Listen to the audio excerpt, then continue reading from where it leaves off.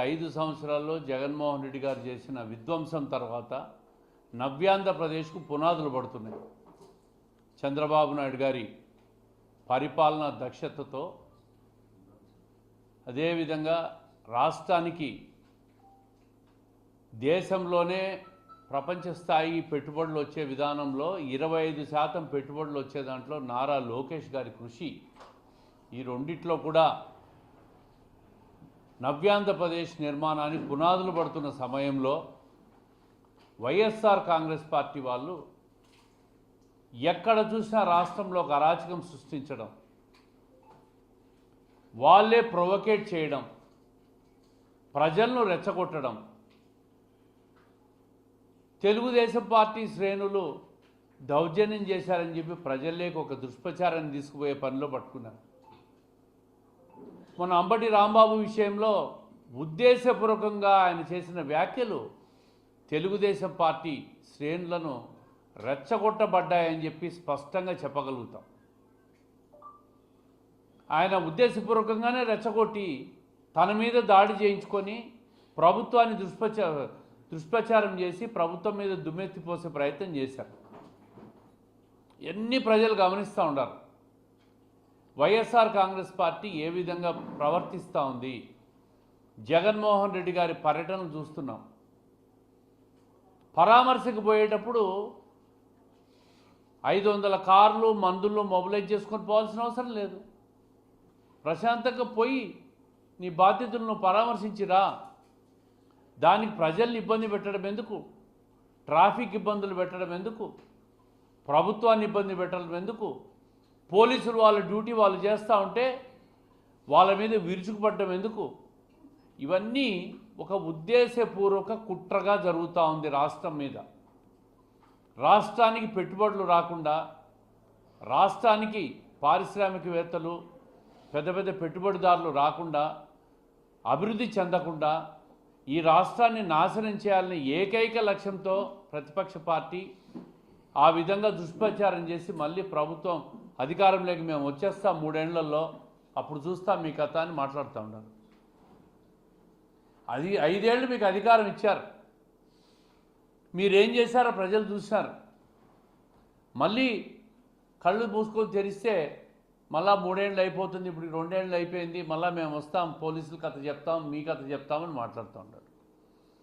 ఎప్పుడూ ప్రతిపక్ష పార్టీ మీద, అవతల పార్టీ మీద విరుచుకుపడ్డము, మిమ్మల్ని అణిచివేస్తానడము, ఒక భయానక వాతావరణాన్ని క్రియేట్ చేయడం తప్ప 5 సంవత్సరాల మీ పాలనలో జగన్మోహన్ రెడ్డి గారు ఏమి చేశారని చెప్పి నేను అడుగుతాను.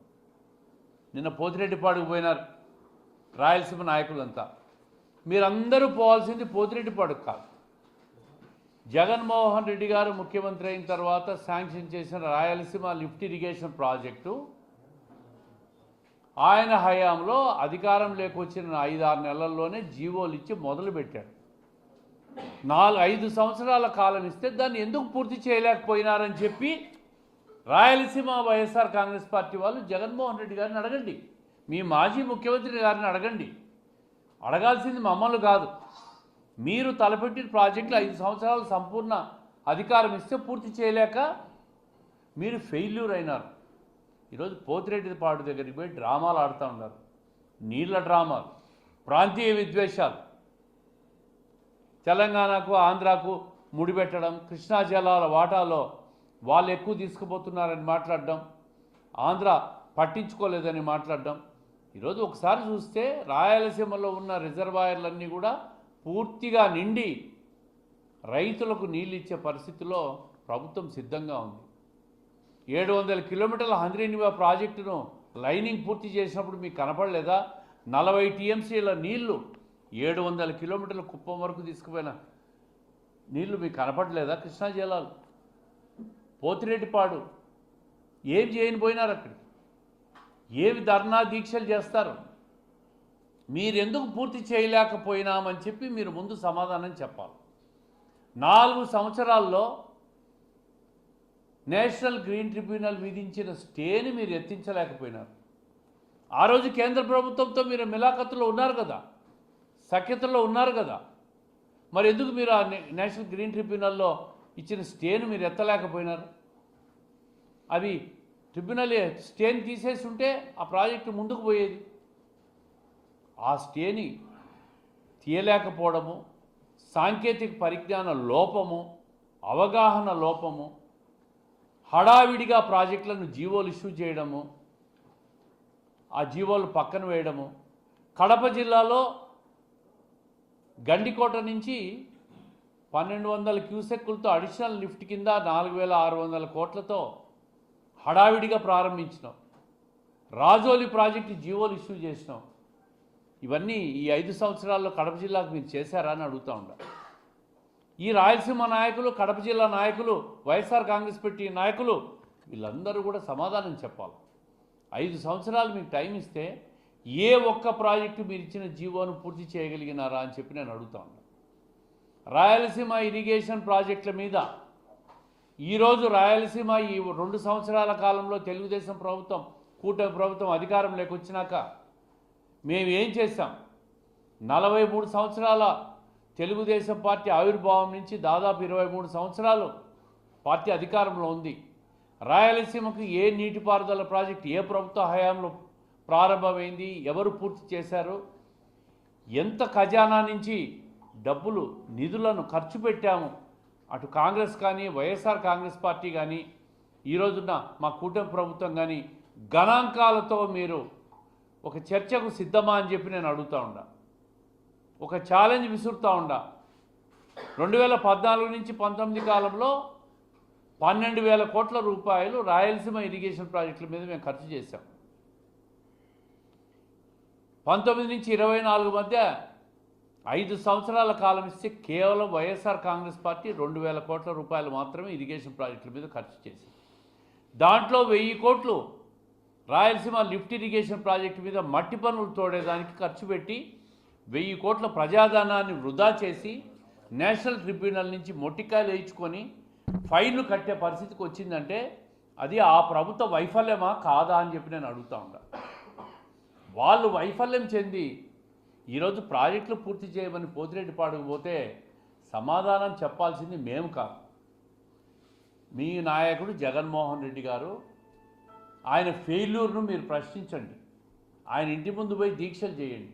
మా ఇంటి ముందు, మా పోతిరెడ్డిపాడులో కాదు. చంద్రబాబు నాయుడు గారు రాయలసీమ అభివృద్ధికి పూర్తి స్థాయిలో కట్టుబడి ఉన్నాడు. పెట్టుబడులు వస్తూ ఉన్నాయి, ఎంఎస్ఎంఈ యూనిట్లన్నీ వస్తూ ఉన్నాయి, నీటిపారుదల రంగాన్ని ముందుకు తీసుకుపోతున్నాడు. పూర్వోదయ స్కీమ్ కింద ఉద్యానవన పంటలను అభివృద్ధి చేసేదానికి ఈరోజు రాయలసీమకంతా కూడా మేలు చేయాలన్న ఆలోచనతో, రైతాంగం బాగుండాలన్న ఆలోచనతో ముందుకు తీసుకుపోతోంది ప్రభుత్వం.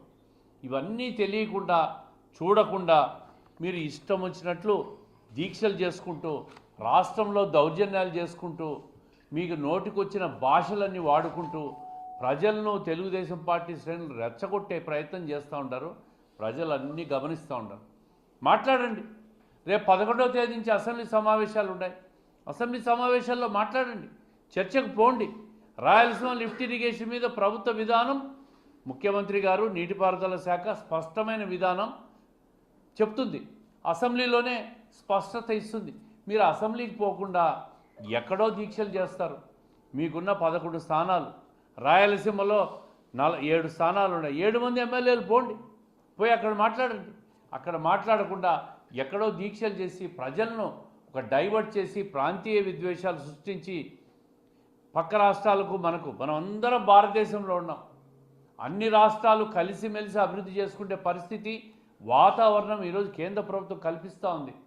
దాన్ని మీరు పక్కన పెట్టి విద్వేషాలు సృష్టించి ఏదో ఈ ప్రభుత్వం రాయలసీమకు అన్యాయం చేస్తుందని చెప్పి ఒక అబద్ధాలు, అభూత కల్పనలు సృష్టిస్తే ప్రజలు నమ్మే పరిస్థితుల్లో లేరు. మిమ్మల్ని చూశారు, 5 సంవత్సరాలు మిమ్మల్ని చూశారు. మళ్ళీ మిమ్మల్ని చూసే ఉద్దేశం ఆంధ్రప్రదేశ్ రాష్ట్ర ప్రజలకు లేదు. ఒక స్థిరమైన పరిపాలన, ఒక శాంతి భద్రతలకు ప్రాధాన్యం ఇచ్చే ప్రభుత్వం, అభివృద్ధి చేసే ప్రభుత్వం, దేశీ విదేశీ పెట్టుబడులు ఆకర్షించే శక్తి సామర్థ్యాలు ఈ కూటమిలో ఉన్న నాయకత్వంగా చంద్రబాబు నాయుడు గారికి సంపూర్ణంగా ఉన్నాయి. ప్రజలు దాన్ని నమ్మి ఈరోజు పెద్ద తీర్పు ఇచ్చినారు. భవిష్యత్తులో ఇంతకంటే పెద్ద తీర్పులు ఇస్తారు. భవిష్యత్తులో 3 సంవత్సరాల రాష్ట్రం ఇంకా ముందుకు పోయే పరిస్థితికి వస్తుందని చెప్పి ప్రజలను వివరంగా వాళ్ళు చేసే కుట్రలు కుతంత్రాల నుంచి మీరు ట్రాప్లో పడద్దని చెప్పి ప్రజలను విజ్ఞప్తి చేస్తూ ఉండ. ప్రతి ఒక్కరూ తప్పనిసరిగా యూట్యూబ్లోకి వెళ్ళి కడప వార్తను లైక్ చేయండి, సబ్స్క్రైబ్ చేయండి. ఇట్లు మీ జి రమణయ్య, ఎడిటర్, కడప వార్త.